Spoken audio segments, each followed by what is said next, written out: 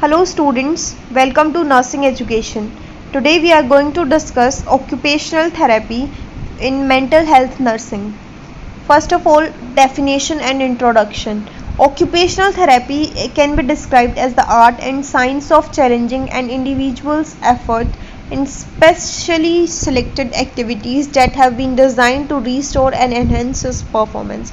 Occupational therapy के अंदर किसी भी साइकाइट्रिक पेशेंट से कुछ एक्टिविटीज़ परफॉर्म करवाई जाती हैं जिसकी वजह से अगर वो उन एक्टिविटीज़ को परफॉर्म करता है तो उसकी जो परफॉर्मेंस है वो इंक्रीज़ हो जाती है, उसकी स्किल्स एनहेंस हो जाती हैं और उसकी हेल्थ भी थोड़ी ज़्यादा इम्प्रूव हो जाती है। ऑक्यूपेशनल थेरेपी जो है वो ऐसा प्रोसेस है जिसके अंदर हम ऐसी एक्टिविटीज़ जो हैं पर्पसफुल एक्टिविटीज़ किसी भी साइकाइट्रिक पेशेंट से करवाते हैं जिनकी वजह से हम किसी पेशेंट की डिजीज़ कंडीशन को अच्छे से असेस कर पाते हैं प्लस उसको ट्रीटमेंट प्रोवाइड करवा पाते हैं। तो ऑक्यूपेशनल थेरेपी एक ऐसी एप्लीकेशन है गोल ओरिएंटेड और purposeful activity in the assessment and treatment of individuals with psychological, physical और डेवलपमेंट डिसेबिलिटीज़। तो इन ऑक्यूपेशनल थेरेपी की वजह से ही कुछ ऐसी एक्टिविटीज़ होती हैं जिनको अगर हम पेशेंट से करवाएं तो हमें अच्छे से पता लग जाता है कि पेशेंट को कौन सी डिजीज़ कंडीशन है, तो हम इस चीज़ से असेस कर पाते हैं। प्लस कुछ ऐसी भी एक्टिविटीज़ होती है जिनसे करवा के हम उसको ट्रीटमेंट प्रोवाइड करवा सकते हैं। तो ऑक्यूपेशनल थेरेपी दोनों ही चीज़ों में हेल्पफुल है, असेसमेंट में भी और ट्रीटमेंट में भी किसी भी साइकाइट्रिक डिसऑर्डर के लिए।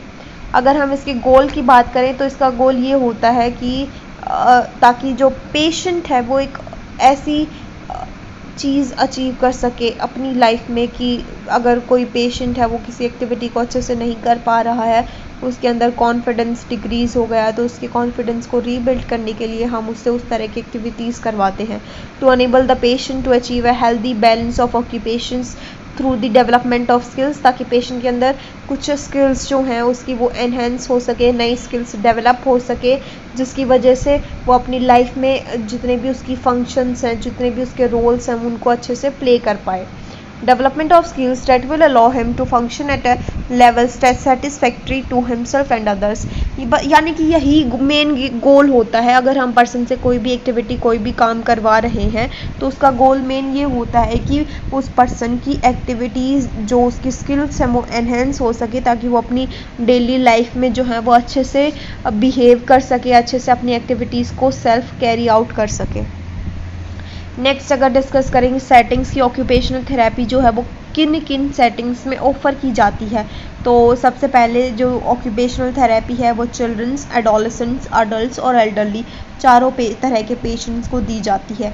सबसे पहले ये प्रोग्राम्स कहाँ कहाँ ऑफ़र किए जाते हैं वो हम पढ़ेंगे। साइकाइट्रिक हॉस्पिटल्स में, नर्सिंग होम्स में, रिहैबिलिटेशन सेंटर्स में, स्पेशल स्कूल्स में, कम्युनिटी ग्रुप होम्स में, community mental health centres, halfway homes and de addiction centres, इन सभी सेटिंग्स में ऑक्यूपेशनल थेरेपी जो है वो पर्सन्स को दी जाती हैं जो भी किसी का साइकाइट्रिक डिसऑर्डर से सफ़र कर रहे हैं। नेक्स्ट अगर OT in and in patient unit की बात करें तो टाइप्स ऑफ एक्टिविटीज़ जो होती हैं वो दो तरह की होती हैं, डाइवर्शनल और therapeutic.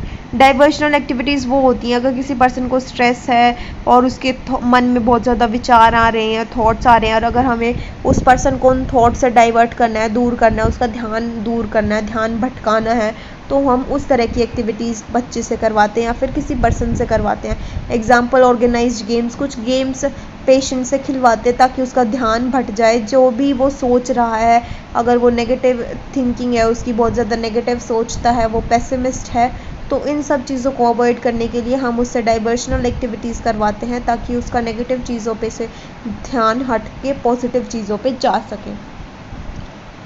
Next is therapeutic activities. कुछ ऐसी एक्टिविटीज़ होती हैं जो थेरापेटिक होती हैं, लाइक उसके ट्रीटमेंट से रिलेटेड होती हैं, उसका जो स्पेसिफिक आपने केयर प्लान बनाया उससे रिलेटेड होती हैं और उन एक्टिविटीज़ का गोल होता है कि पेशेंट की हेल्थ इंप्रूव हो सके। For example basket making, carpentry, तो इन सब तरह की एक्टिविटीज़ पेशेंट से करवाई जाती है जो कि थेरापेटिक एक्टिविटीज़ होती हैं। नेक्स्ट अगर ओटी एक्टिविटीज़ की बात की जाए तो असर्टिवनेस ट्रेनिंग प्रोवाइड की जाती है पेशेंट्स को।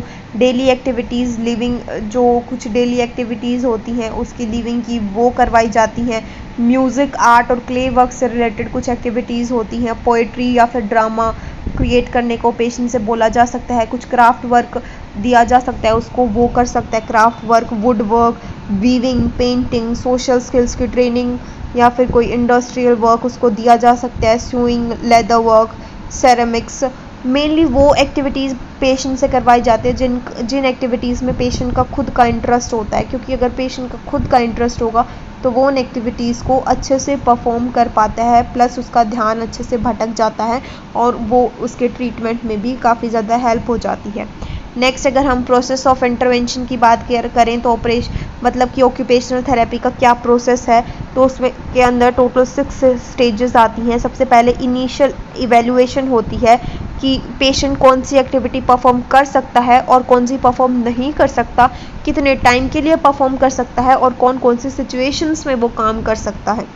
सेकेंड स्टेज में इमीडिएट और लॉन्ग टर्म गोल्स जो हैं वो डेवलप किए जाते हैं पेशेंट के द्वारा और थेरेपिस्ट के द्वारा।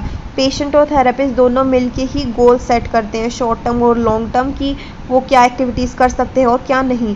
गोल्स जो हैं वो कॉन्क्रीट होने चाहिए, मेजरेबल होने चाहिए, अटेनेबल होने चाहिए, यानी कि गोल्स ऐसे होने चाहिए जिनको पेशेंट जो है वो अच्छे से कर सके पूरा। और नेक्स्ट है एक थेरेपी प्लान जो है वो प्लान्ड इंटरवेंशंस के साथ इस स्टेप में स्टेज में डेवलप किया जाता है, प्लानिंग की जाती है और इंटरवेंशंस को सिलेक्ट किया जाता है। नेक्स्ट फोर्थ स्टेप में जितने भी आपने इंटरवेंशन सेलेक्ट किए थे उनको इम्प्लीमेंट किया जाता है, यानी कि जो भी इंटरवेंशन, जो भी एक्टिविटीज़ आपने सेलेक्ट की थी उन सब पर इम्प्लीमेंटेशन होता है फोर्थ स्टेप में, जो भी आपका प्लान था। और फिर इम्प्लीमेंटेशन के साथ साथ जितनी भी प्रोग्रेस है उसको मॉनिटर किया जाता है। The plan is followed until the first evaluation, जब तक फर्स्ट इवेल्युएशन चलती है तब तक प्लान को फॉलो किया जाता है। नेक्स्ट फिफ्थ में रिव्यू मीटिंग्स होती हैं पेशेंट के साथ और अदर स्टाफ मेंबर्स के साथ, जो ट्रीटमेंट में इन्वॉल्व थे, जितने भी स्टाफ मेंबर्स उनके साथ और पेशेंट के साथ मीटिंग की जाती है। और लास्ट में फर्दर गोल्स सेट किए जाते हैं when immediate goals have been achieved. अगर आपने शॉर्ट टर्म गोल्स पेशेंट ने अचीव कर लिए हैं तो फिर उसके बाद लॉन्ग टर्म गोल्स और फर्दर गोल्स को सेट किया जाता है पेशेंट के साथ मिलके और उसके ट्रीटमेंट को मॉडिफाई किया जाता है। तो ये कुछ 6 स्टेजेस हैं जो आपके ऑक्यूपेशनल थेरेपी के अंदर आती हैं। नेक्स्ट हम डिस्कस करेंगे एडवांटेजेस। एडवांटेजेस क्या होती हैं ऑक्यूपेशनल थेरेपी की। अगर किसी पर्सन को, किसी साइकाट्रिक पेशेंट को हम ऑक्यूपेशनल थेरेपी दे रहे हैं तो उसकी एडवांटेजेस क्या हैं। फर्स्ट ऑफ ऑल, इन सब चीज़ों की वजह से जो पर्सन है, साइकाट्रिक पेशेंट है, उसकी जो स्किल्स हैं वो डेवलप हो जाती हैं, उसकी सोशल स्किल्स डेवलप हो जाती हैं और उसके पास सेल्फ एक्सप्रेशन, मतलब कि वो अपने आप को एक्सप्रेस कर पाता है। अगर उसको क्राफ्ट वर्क वो कर रहा है तो अपने आप की अपनी फीलिंग्स को एक्सप्रेस कर सकता है वो in the form of craft, art. अगर उसके मन में कोई फीलिंग्स है तो वो उनको म्यूज़िक के थ्रू एक्सप्रेस कर सकता है। तो सेल्फ एक्सप्रेशन जो है वो बिल्ड हो जाता है ऑक्यूपेशनल थेरेपी की वजह से और उसका जो ईगो डिफेंस मैकेनिज़्म होता है वो काफ़ी ज़्यादा स्ट्रेंथन हो जाता है, स्ट्रॉन्ग हो जाता है और रियलिस्टिक व्यू जो है सेल्फ का वो डेवलप हो जाता है इन रिलेशन टू अदर, यानी कि जो पेशेंट है वो अपने आप को पहचानने लगता है, अपने आप के बारे में उसको ज़्यादा पता लग जाता है। तो जो रियलिस्टिक व्यू है सेल्फ का वो भी डेवलप हो जाता है किसी पेशेंट के अंदर। नेक्स्ट, अगर कुछ पॉइंट्स हैं that are to be kept in mind अगर हम किसी पेशेंट को ऑक्यूपेशनल थेरेपी दे रहे हैं। First is patient should be involved as much as possible in selecting activity. अगर आप पेशेंट के लिए कोई एक्टिविटी सिलेक्ट कर रहे हैं तो उसमें पेशेंट को इन्वॉल्व करोगे, पेशेंट की मर्जी से ही आप उस एक्टिविटी को सिलेक्ट करोगे। अगर पेशेंट का इंटरेस्ट नहीं है तो आप उस एक्टिविटी को पेशेंट से नहीं करवाओगे। सिर्फ ऐसी ही एक्टिविटी को सिलेक्ट करना है पेशेंट के लिए जो जिसका इंटरेस्ट भी है, पेशेंट उस एक्टिविटी को करने में इंटरेस्टेड भी है और इतना पोटेंशियल भी है पेशेंट के पास कि वो उस एक्टिविटी को परफॉर्म कर पाए। और इसके साथ साथ जो वो एक्टिविटी आपने सेलेक्ट की है वो पेशेंट की एबिलिटीज़ को स्ट्रेंथन करे, वो ऐसी एक्टिविटी होनी चाहिए। और activity should be of short to foster a feeling of accomplishment, यानी कि अगर एक्टिविटी कोई भी एक्टिविटी पेशेंट परफॉर्म कर रहा है और वो उसको कंप्लीट कर पाता है लास्ट में, तो उसको एक फीलिंग आती है अकम्पलिशमेंट की, तो फिर ये फीलिंग आनी काफ़ी ज़्यादा इंपॉर्टेंट होती है किसी भी साइकाइट्रिक पेशेंट के अंदर। तो आपने इन सब पॉइंट्स का ध्यान रखना है। लास्ट है, if possible selected activity should provide some new experience. अगर पॉसिबल है तो आपने जो एक्टिविटी सेलेक्ट की है पेशेंट के लिए, तो उस एक्टिविटी की वजह से पेशेंट को कुछ नए एक्सपीरियंस जो हैं वो मिलने चाहिए।